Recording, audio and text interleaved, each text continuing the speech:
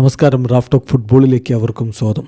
വല്ലാത്ത ആദി ബാലൻ ഡിയോറിന് വോട്ട് ചെയ്തവർ ഫുട്ബോൾ എന്താണെന്ന് അറിയുന്നവരാണോ, അല്ലെങ്കിൽ ഫുട്ബോൾ കാണുന്നവരാണോ, ഫുട്ബോൾ ഫോളോ ചെയ്തവരാണോ എന്നൊക്കെ ഒരു ചോദ്യം ഇപ്പോൾ ഫുട്ബോൾ ആരാധകർക്കിടയിൽ ഉയർന്നു വരുന്നുണ്ട്. വെറുതെ അല്ല.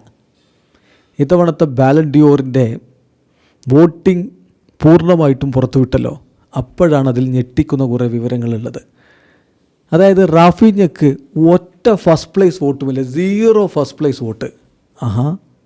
കളി കാണുന്ന ആരുമില്ലടേ ഈ 100 പേരിൽ എന്ന് ചോദിക്കേണ്ടി വരും. അതായത് 100 പേരാണല്ലോ ഈ ഒരു വോട്ടിംഗ് ജൂറിയിലുണ്ടായിരുന്നത്. ഫിഫ റാങ്കിങ്ങിൽ ആദ്യ 100 സ്ഥാനങ്ങളിൽ വരുന്ന രാജ്യത്തെ ഫുട്ബോൾ എഴുതുന്ന കളി എഴുത്തുകാരായിട്ടുള്ള മാധ്യമപ്രവർത്തകർ, അവരാണ് ഈ വോട്ട് തീരുമാനിക്കുന്നത്. മാധ്യമപ്രവർത്തകരാണ്.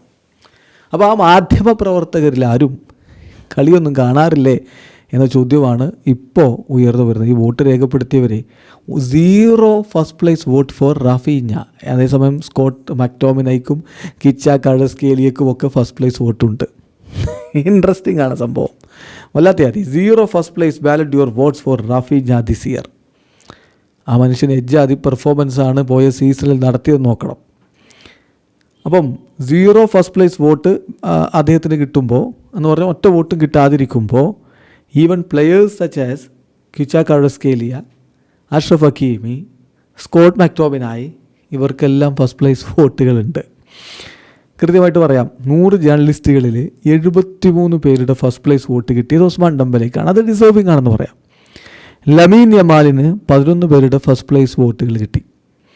വിറ്റീഞ്ഞക്ക് 6 പേരുടെ ഫസ്റ്റ് പ്ലേസ് വോട്ട് കിട്ടി. മുഹമ്മദ് സലാക്ക് 4 പേരുടെ ഫസ്റ്റ് പ്ലേസ് വോട്ട് കിട്ടി. അഷ്റഫ് ഹക്കീമിക്ക് 3 പേരുടെ ഫസ്റ്റ് പ്ലേസ് വോട്ട് കിട്ടി.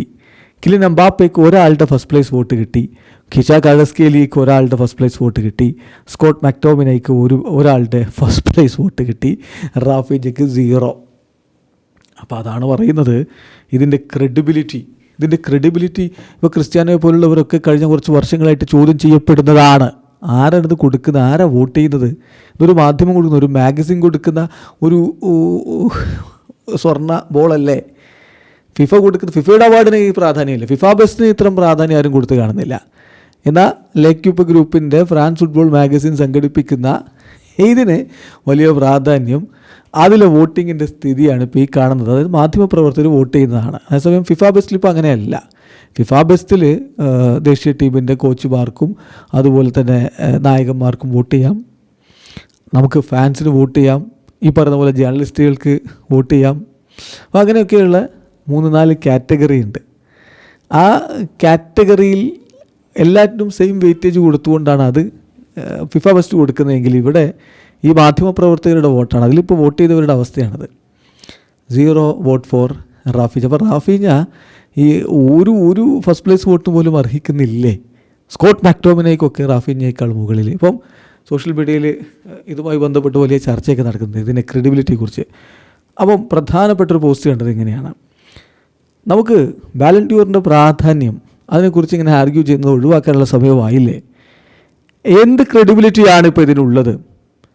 How can it have any sort of credibility when we see Scott McTominay getting more first place votes than Rafinha?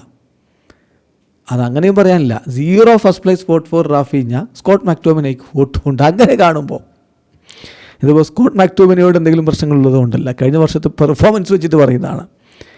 There are clear flaws in the voting system.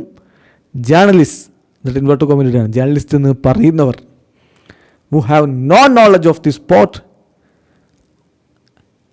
ആ തരത്തിലുള്ള who have no knowledge of the sport and they are voting for their friends, അല്ലെങ്കിൽ അവരുടെ ഇഷ്ടത്തിന്, അവർക്ക് പരിചയമുള്ള ആളുകൾക്ക്. ഇപ്പോൾ അർജൻറ്റീനയിൽ നിന്ന് വോട്ട് ചെയ്യുന്ന ഒരാളുണ്ടെങ്കിൽ അർജൻറ്റീൻ താരത്തിന് നോക്കി വോട്ട് ചെയ്യും. സ്പെയിനിൽ നിന്ന് വോട്ട് ചെയ്യുന്ന ആൾ സ്പാനിഷ് താരം അതിലുണ്ടെങ്കിൽ അയാൾക്ക് ഫസ്റ്റ് വോട്ട് ചെയ്യും. ഇംഗ്ലണ്ടിൽ നിന്ന് വോട്ട് ചെയ്യുന്ന ആൾ അങ്ങനെ ചെയ്യും.